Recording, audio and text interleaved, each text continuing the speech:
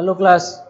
आज हम लोग एक क्वेश्चन लगाएंगे जिसमें हम लोग फोर्स रिजोल्यूशन और मोमेंट दोनों का कॉन्सेप्ट यूज़ करके इस क्वेश्चन को लगाएंगे। ठीक है, इसमें क्या होगा कि जो फोर्स रिजोल्यूशन मेथड से हम लोग जो क्वेश्चन लगाए थे कि एक्स एक्सिस और वाई एक्सिस में डिकम्पोज कर लेते हैं, उसके बाद हम रिजल्टेंट फाइंड आउट करते हैं कि वो रिजल्टेंट जो है वो एक्स कोऑर्डिनेट में उसका हॉरिजॉन्टल कंपोनेंट कितना आ रहा है टोटल और वर्टिकल कंपोनेंट कितना आ रहा है टोटल। ठीक है, ये कब यूज़ करते हैं? जब नंबर ऑफ फोर्स जो है वो 3 से ज़्यादा हो। ठीक है, कोप्लेनर हो और वो नंबर ऑफ फोर्सेज जो है वो 3 से ज़्यादा हो। अगर हम इस क्वेश्चन को देखें तो यहाँ पे हमको क्या करना है कि सारे फोर्स को रिजॉल्व करके हमको रिजल्टेंट फाइंड आउट करना है और किसी एक फिक्स पॉइंट से हमको ये देखना है कि वो रिजल्टेंट जो है वो किसी एक फिक्स पॉइंट से कितने डिस्टेंस पे लाई करता है। तो पहले क्वेश्चन लिख लेते हैं, उसके बाद क्वेश्चन लगाते हैं, देखते हैं कैसे सॉल्व होता है। ठीक है, क्वेश्चन है a horizontal line ABCD a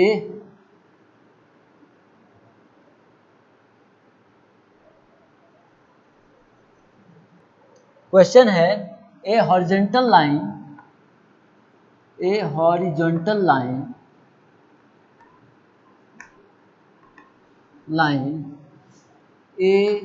ABCD measuring 9 meter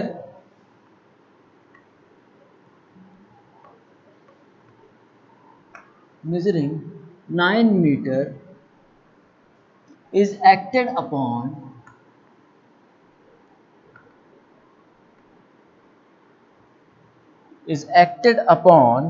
by forces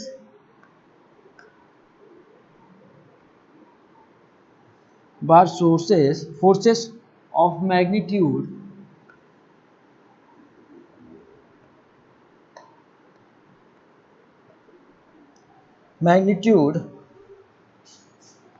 400, 600, then 400 and 200 Newton at a point A, B, C and D. At a point A, B, C and D respectively.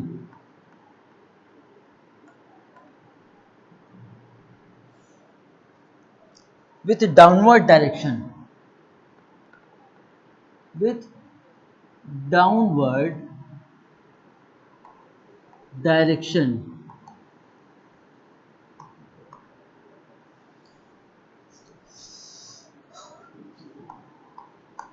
These points are so located that these points are so located at that AB equals to BC equals to CD equals to 3 meter. The line of action of forces are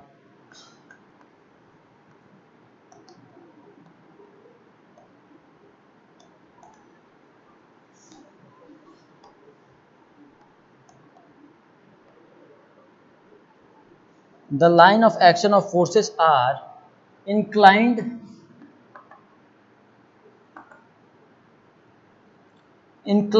at 90 degree, 60 degree, 45 degree and 30 degree respectively.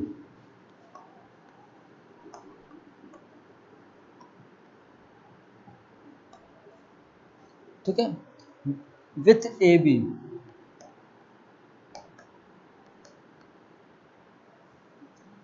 ना लिखें, AD लिखें, with AD। ठीक, make calculation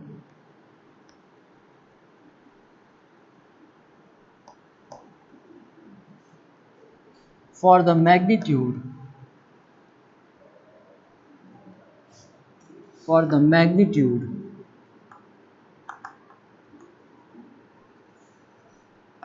position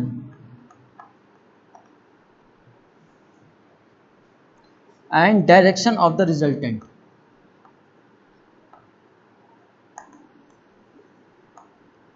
Direction of the resultant.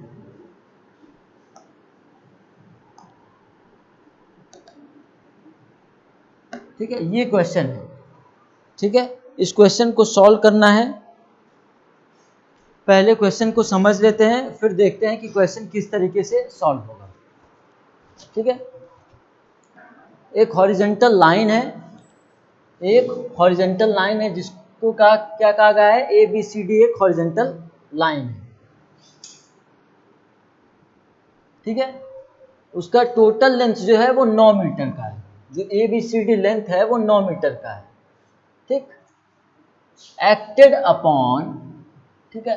Upon the force of magnitude, इस line के ऊपर force लग रहा है कितना, 400 न्यूटन, 600 न्यूटन, 400 न्यूटन और एक 200 न्यूटन, यानी 4 फोर्स लग रहा है। उसका मैग्नीट्यूड ये है, 4 फोर्स लग रहे हैं जिसका मैग्नीट्यूड ये है। एक का 400 न्यूटन, दूसरे का 600 न्यूटन, तीसरे का 400 न्यूटन और चौथे का 200 newton. At a point A B C D, किस किस पॉइंट पे एक्ट कर रहा है, पॉइंट ए पे एक्ट कर रहा है 400 न्यूटन, पॉइंट बी पे एक्ट कर रहा है 600 न्यूटन, पॉइंट सी पे एक्ट कर रहा है 400 न्यूटन और पॉइंट डी पे एक्ट कर रहा है 200 न्यूटन का। ठीक है, और सारे फोर्स जो है वो डाउनवर्ड डायरेक्शन में लग रहे हैं। तो ये सारे फोर्सेस जो हैं वो लोकेटेड कहाँ पे हैं, इस तरीके से लोकेटेड हैं। ठीक, ताकि A B equals to B C equals to C D है और वो 3 मीटर के बराबर है। ठीक है, और फोर्स का जो अलाइनमेंट है, फोर्स का अलाइनमेंट है वो प्योरली ना हॉरिजॉन्टल है ना वर्टिकल है। उसका अलाइनमेंट कुछ इस तरीके से है। ठीक है, एक फोर्स जो है, जो पहला फोर्स है वो 90 डिग्री पे है हॉरिजॉन्टल से, दूसरा 60 डिग्री हॉरिजॉन्टल से एंगल बना रहा है, तीसरा 45 डिग्री एंगल बना रहा है और चौथा जो है वो 30 डिग्री एंगल बना रहा है एडी से। ठीक है, यानी हॉरिजॉन्टल लाइन से। अब हमको पता क्या करना है कि टोटल रिजल्टेंट फोर्स का मैग्नीट्यूड, ठीक है, उस फोर्स का मैग्नीट्यूड कितना होगा, रिजल्टेंट फोर्स का मैग्नीट्यूड कितना होगा और उसका डायरेक्शन किधर होगा। ठीक है, फोर्स का मैग्नीट्यूड और डायरेक्शन बताना है। देन फोर्स का मैग्नीट्यूड और डायरेक्शन बताना है। देन हमको पोजीशन डिसाइड करना है कि वो ए बी लाइन में जो एडी लाइन बन रहा है, उस एडी लाइन पे वो कहाँ पे लाई कर रहा है, रिजल्टेंट फोर्स जो है वो एडी लाइन पे कहाँ पे लाई कर रहा है। ठीक है, तो क्वेश्चन का मतलब अब समझ में आ गया होगा। ठीक है, एक फिगर बना के भी समझा देते हैं। एक लाइन है, ठीक है, एक लाइन है, वो क्या है, ए बी सी डी। तो ये है ए, ये है बी, ये है पॉइंट सी और ये है पॉइंट डी। ठीक है, 4 पॉइंट है। ठीक है, एक लाइन है, हॉरिजॉन्टल लाइन है, उसका लेंथ 9 मीटर का, यानी टोटल लेंथ जो है वो 9 मीटर है।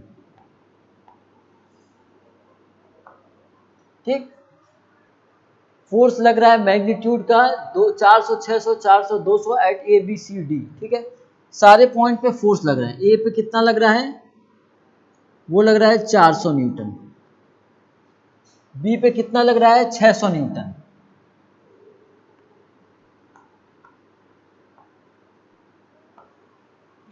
सी पे कितना लग रहा है 400 न्यूटन।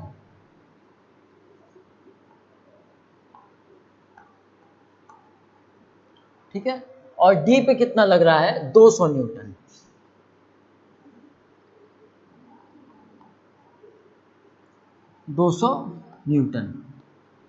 ठीक है, अब ये सारे फोर्स जो है वो हॉरिजॉन्टल लाइन से कुछ एंगल बना रहा है। कितना, जो ए है वो 90 डिग्री बना रहा है। ठीक है, बी जो है वो 60 डिग्री बना रहा है। ठीक है, सी पॉइंट पे 45 डिग्री बना रहा है। ठीक है, और डी पॉइंट पे वो हॉरिजॉन्टल से 30 डिग्री एंगल बना रहा है। ठीक है, अब एक लाइन ये लिखा गया है सारे फोर्स डाउनवर्ड लग रहे हैं, ठीक है, ये भी हो गया। अब एक पॉइंट क्या लिखा हुआ है कि A B equals to B C equals to C D equals to 3, यानी ये सारे लेंथ जो है वो बराबर है, ए बी बराबर है बी सी के, बी सी बराबर है सी डी के, और सी डी बराबर है 3 के, यानी ये टोटल लेंथ जो हुआ ये 3-3 मीटर का है।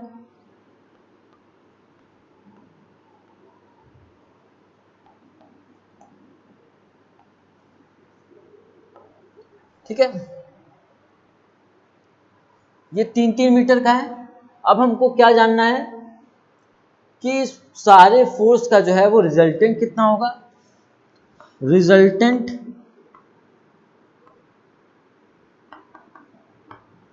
का मैग्नीट्यूड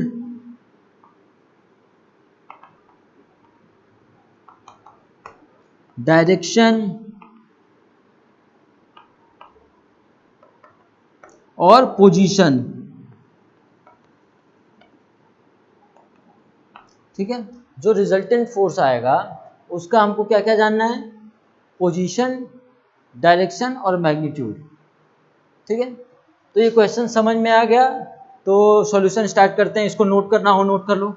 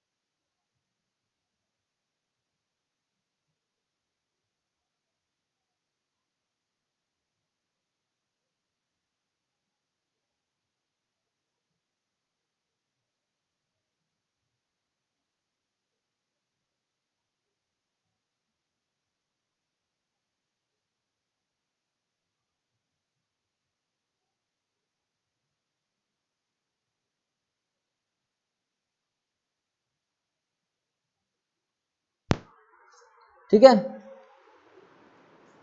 तो अब इस क्वेश्चन को लगाते हैं हम लोग। ठीक है, इसको मिटाते हैं ताकि बोर्ड खाली हो जाए कुछ, उसके बाद इस क्वेश्चन को लगाते हैं।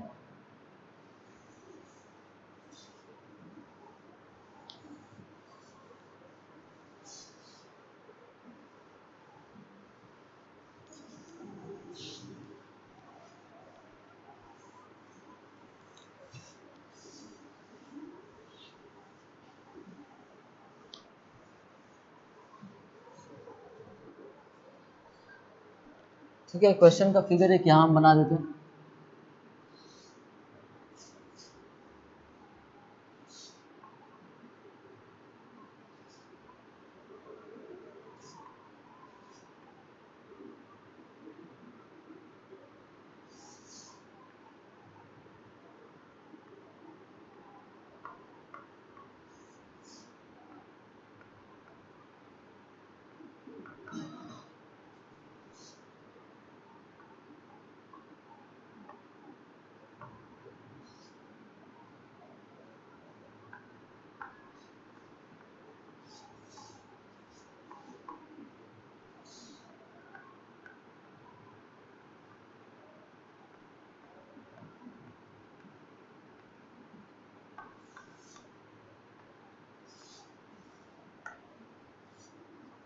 ठीक है, तो अब रिजल्टेंट फाइंड आउट करने के लिए सबसे पहले हम लोग रिजल्टेंट का मैग्नीट्यूड फाइंड आउट करते हैं।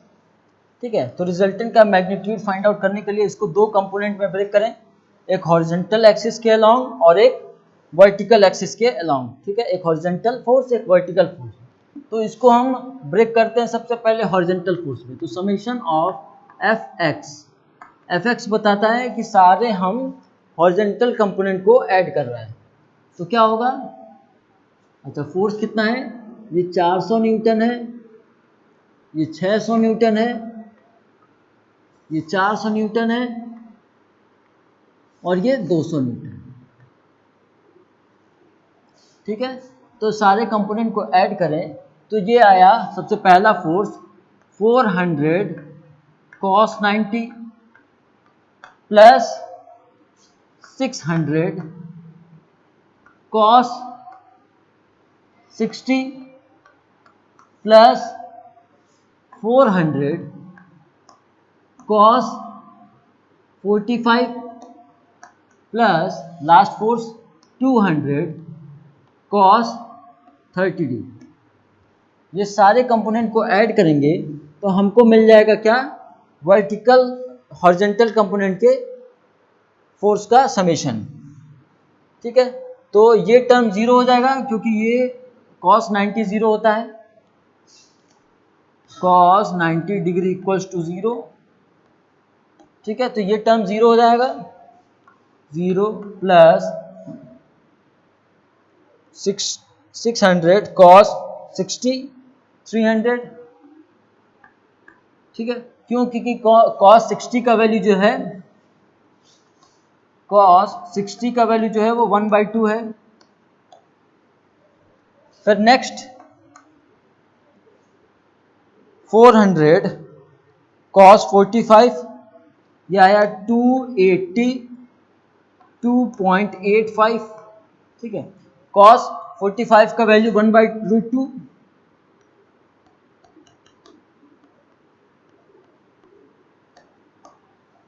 और लास्ट 200 cos 30,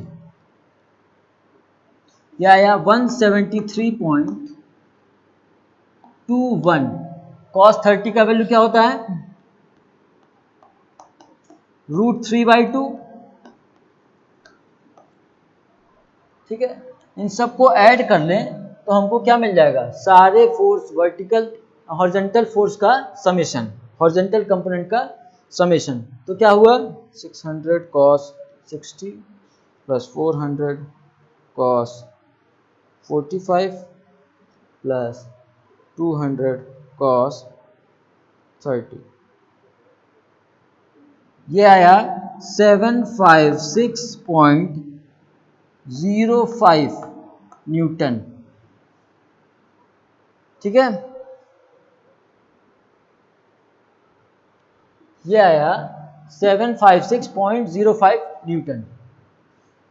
ठीक है, इसी तरीके से हम ऐड करेंगे वर्टिकल कंपोनेंट को, इसी तरीके से हम ऐड करेंगे वर्टिकल कंपोनेंट को। तो summation of F Y axis के अलॉन्ग हम ऐड कर रहे हैं। ठीक है, हॉरिजॉन्टल को एक्स एक्सिस मान रहे हैं और वर्टिकल को Y axis.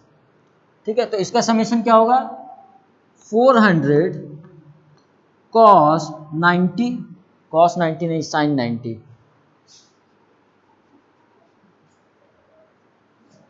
sin 90 plus 600 sin 60 plus 400 sin 45 plus 200 sin 30। ठीक है, इसको जब ऐड करेंगे तो हमको मिलेगा वर्टिकल कंपोनेंट का समेशन। तो ये sin 90 इक्वल्स टू 1 होता है, sin 90 इक्वल्स टू 1। ठीक है, sin 60 इक्वल्स टू क्या होगा, √3/2। sin 45 का वैल्यू क्या होगा, 1/√2 और साइन 30 का वैल्यू 1/2। ठीक है, तो ऐड करते हैं तो साइन 90 ये हो जाएगा डायरेक्ट 400 पूरा, प्लस साइन 60 600 साइन 60 ये आया 519.62 प्लस 400 साइन 45 ये आया 282.85 प्लस साइन 30 का वैल्यू हाफ होता है तो ये सीधे 100 हो गया। ठीक है, तो इसको जब ऐड करेंगे तो हमको वर्टिकल कंपोनेंट का समेशन मिल जाएगा। क्या मिलेगा? 400 sine 90 plus 600 sine 60 plus 400 sine 45 plus 200 sine 30 ये आया 1302.46 न्यूटन। ठीक है,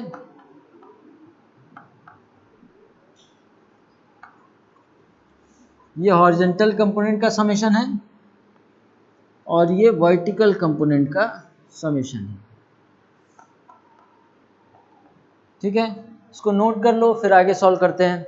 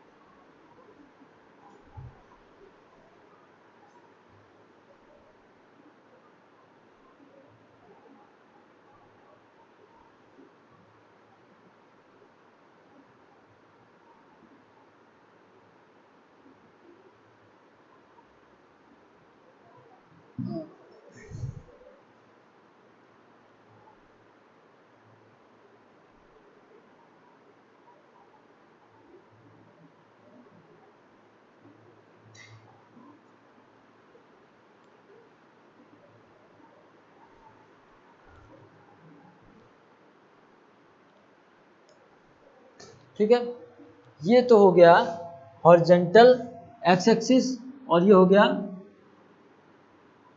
वर्टिकल। हमको रिजल्टेंट चाहिए तो क्या करना होगा?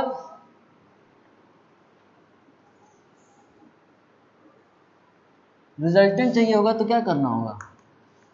Root under summation of F X का square plus summation of F Y का स्क्वायर। ठीक है, तो आर इक्वल टू हम क्या लिखेंगे? 756.05 का स्क्वायर प्लस 1302.46 का स्क्वायर।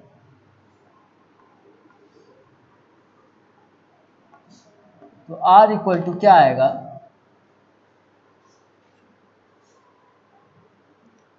756.05 स्क्वायर प्लस 1302.46 का स्क्वायर रूट अंडर आंसर। तो ये आया 1506 न्यूटन। रिजल्टेंट फोर्स का मैग्नीट्यूड आया 1506 न्यूटन। ठीक है,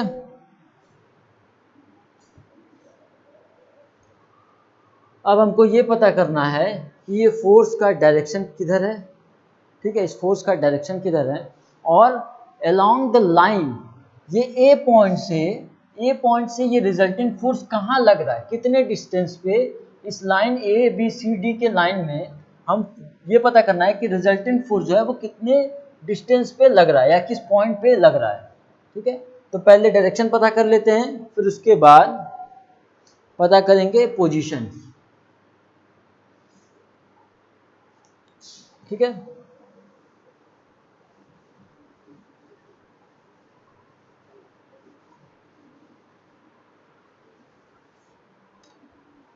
ठीक है। तो अब रिजल्ट में पता हो गया, तो हमको डायरेक्शन पता करने के लिए क्या होता है, मान लेते हैं कि वो अल्फा एंगल बना रहा था, तो tan alpha equal to perpendicular upon base. तो परपेंडिकुलर में कितना फोर्स लग रहा है, समेशन ऑफ एफ वाई, और बेस में summation of F x.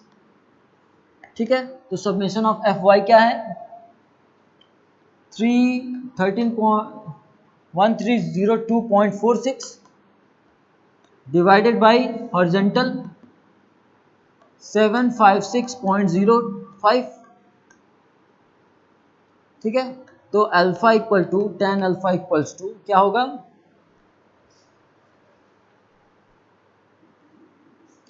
3002.46 divided by 756.05। ठीक है, tan इनवर्स ये आया 17227। तो अल्फा इक्वल्स टू क्या होगा, tan inverse 1.7227, tan inverse answer.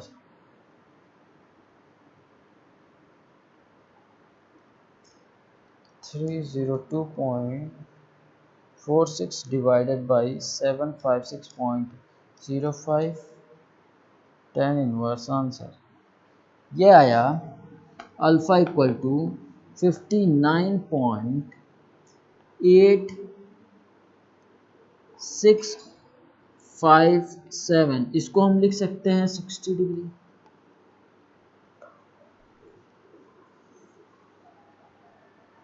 ठीक है, यानी रिजल्टेंट जो है वो हॉरिजॉन्टल से अप्रॉक्सीमेटली 60 डिग्री का एंगल बना रहा है। ठीक है, 59.8657 हम इसको लिख सकते हैं 60 कह दें, या अगर इसको कम रिजॉल्व करना चाहें तो इसको हम लिख सकते हैं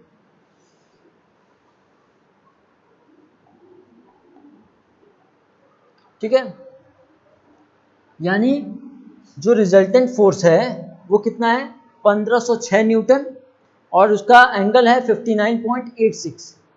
ठीक है, तो 50 ये 1500 न्यूटन इसी लाइन के अलाउंग कहीं लग रहा होगा, और उसका डायरेक्शन क्या होगा, वो 59.86 एंगल बना रहा होगा हॉरिजॉन्टल से। ठीक है, अब हमको पता करना है, अब मेन चीज आ रहा है, अब हमको क्या पता करना है कि ये जो फोर्स लग रहा है, ये फोर्स जो है वो इस लाइन के अलाउंग, इस लाइन के along A B C D line के अलाउंग इस लाइन पे कहाँ पे लग रहा है, ए पॉइंट पे लग रहा है, या ए और बी के बीच में लग रहा है, या बी और सी के बीच में लग रहा है, या सी और डी के बीच में लग रहा है, आखिर में वो रिजल्टेंट फोर्स लग कहाँ रहा है। ठीक है, इसका सारे फोर्स का रिजल्टेंट जो है वो कहाँ एक्चुअल में लगेगा, ताकि इस सारे फोर्स के इक्विवेलेंट वो काम करे। ठीक है, वर्क करे। ठीक है, तो इसको नोट कर लो, फिर आगे हम लोग सॉल्व करते हैं इसके आगे।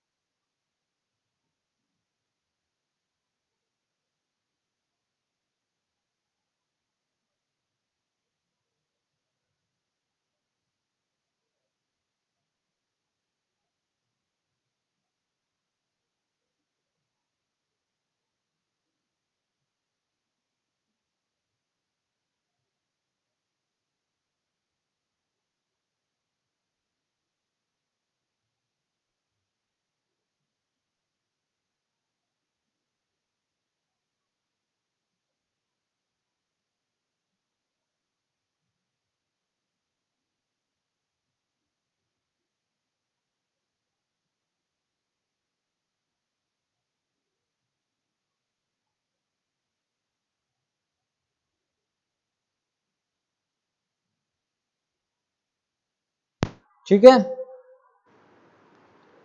अब क्या करते हैं, इसको मिटाते हैं, और रिजल्ट जो है वो हम लोग एक जगह नोट करते हैं।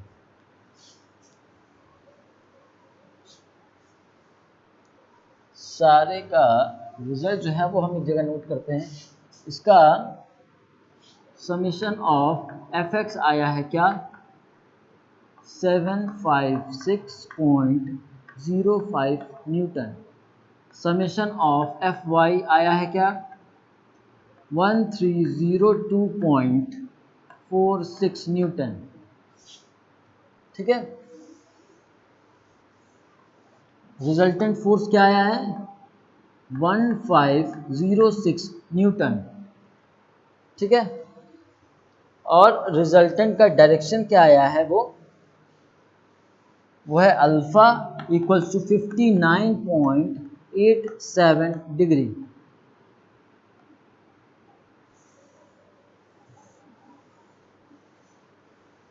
ठीक है, ये सारा रिजल्ट हम लोग नोट कर लिए हैं।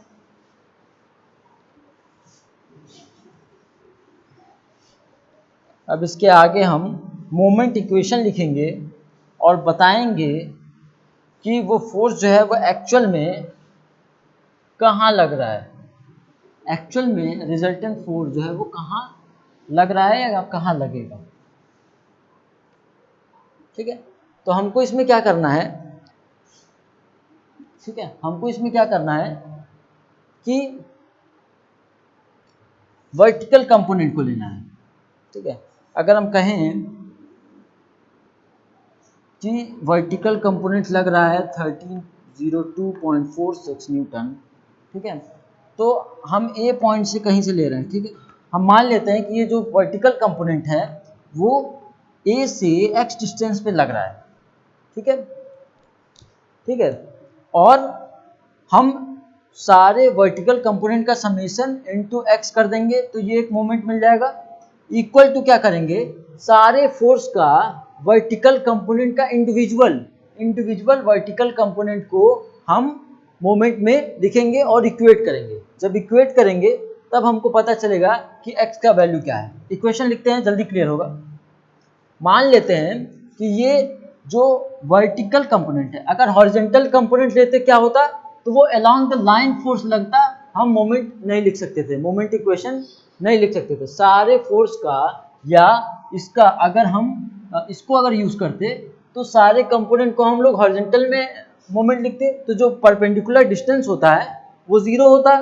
ठीक है, अलोंग द लाइन लग जाता तो वो जीरो हो जाता, फिर ये सारा टर्म ही जीरो हो जाता, मतलब कोई आंसर नहीं मिलता। इसलिए हमको वर्टिकल कंपोनेंट लेना है, तो हम वर्टिकल कंपोनेंट लिख के वर्टिकल कंपोनेंट का समेशन लेते हैं। तो हम क्या लिखेंगे, मान लेते हैं कि जो वर्टिकल कंपोनेंट है इन सारे फोर्स का जो वर्टिकल कंपोनेंट है वो ए से एक्स डिस्टेंस पे है।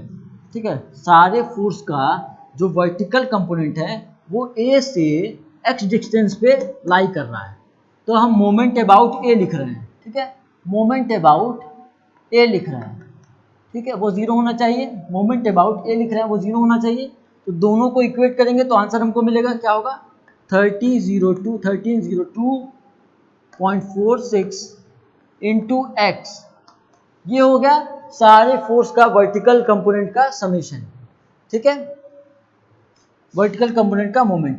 अब इंडिविजुअल लेंगे, इंडिविजुअल एक एक फोर्स को लेंगे, तो ये 400 इंटू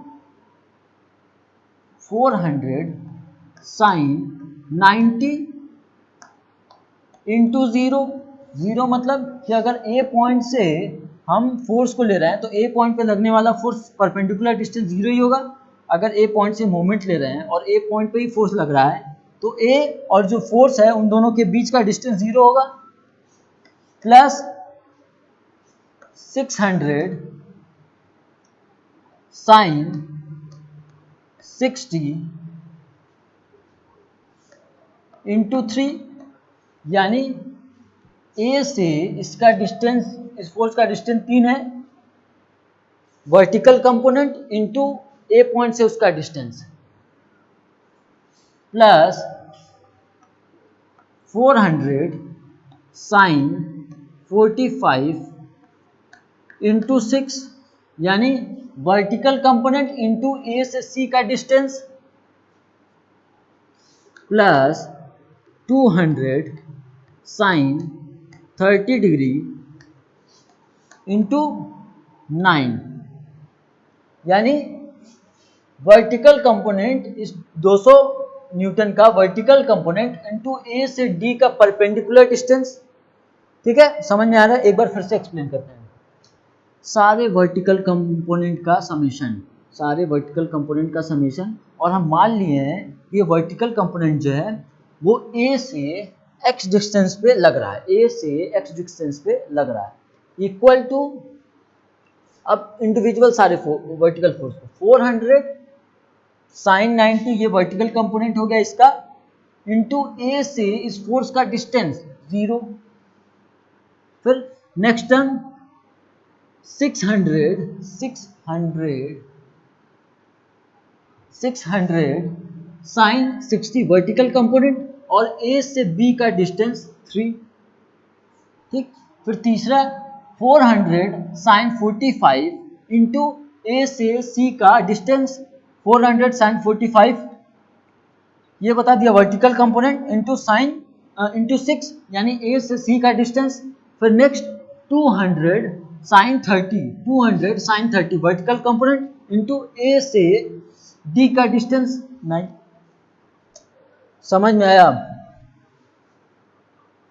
अब इसको सॉल्व करें तो क्या लिखेंगे, 1302.46 इंटू एक्स, ये टर्म पूरा जीरो हो जाएगा।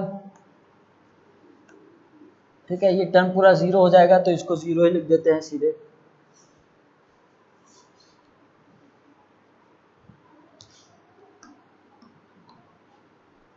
ठीक है, प्लस क्या होगा इसका, 600 साइन 60 इंटू 3, ये आया 1558.85, प्लस अब इसका 400 साइन 45 इंटू 6, यह है कितना, 1697.06, प्लस ये टर्म, तो ये 1/2 हो गया, 100 इंटू 9, 900। ठीक है, एक बार चेक करते हैं हम लोग, कहीं कोई गलती तो नहीं हुआ है। ये टर्म जीरो हो गया, फिर उसके बाद 600 साइन 60 इंटू 3, ठीक है, ये भी टर्म सही है। फिर 400 साइन 45 इंटू 6, हाँ ये भी टर्म सही है। फिर 200 साइन 30 इंटू 9, ठीक है, ये सारे टर्म्स सही आए हैं। तो हम यहाँ से क्या लिखेंगे, 1302.46 इंटू एक्स इक्वल टू, इन सबको ऐड कर लें तो 900 प्लस 1697.06 प्लस 1558.85, ये टोटल आया 4155.91। तो यहाँ से x का वैल्यू क्या आएगा, तो इसको नीचे से मल्टीप्लाई कर दें, डिवाइड कर दें, तो 4155.91 डिवाइडेड बाई 1302.46 इक्वल टू क्या मिलेगा हमको, डिवाइडेड बाई 1302.46, ये क्या है, 3.19 मीटर, यानी x का वैल्यू क्या आया, 3.19 मीटर। ठीक है, इसको नोट कर लेते हैं, फिर कंक्लूड करते हैं हम। इसको नोट कर लो, फिर कंक्लूड करते हैं।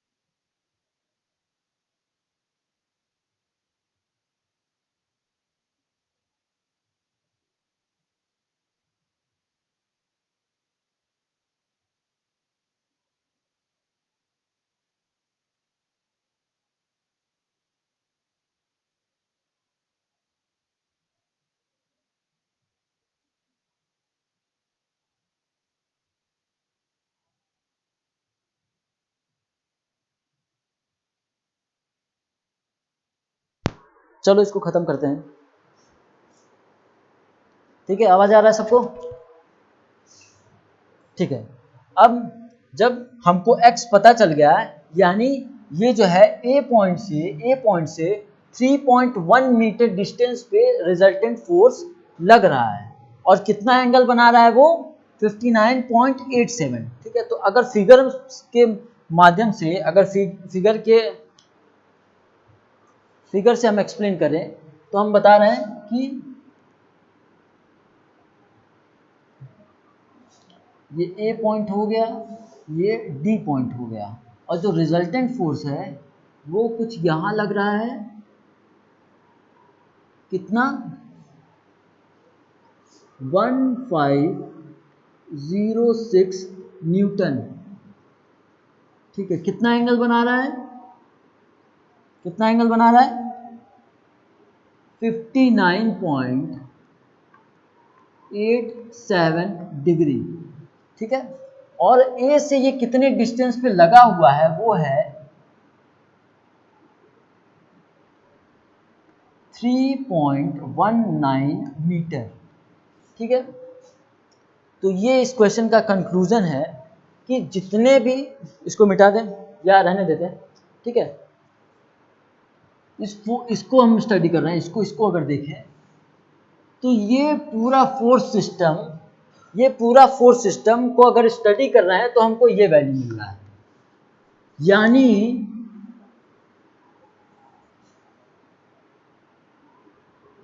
यानी ये पूरे फोर्स सिस्टम में जो, इस पूरे फोर्स सिस्टम में जो वर्क हो रहा है वो बराबर है इसके। ठीक है, वो बराबर है इसके।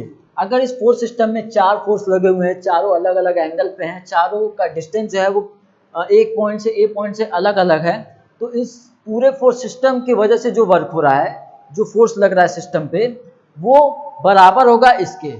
ठीक, तो वो कितने डिस्टेंस पे है, आर जो है वो 3.19 मीटर ए से डिस्टेंस पे है, एंगल 59.86 बन रहा है, और रिजल्टेंट का वैल्यू जो है, मैग्नीट्यूड का वैल्यू जो है वो 1506 न्यूटन फोर्स है।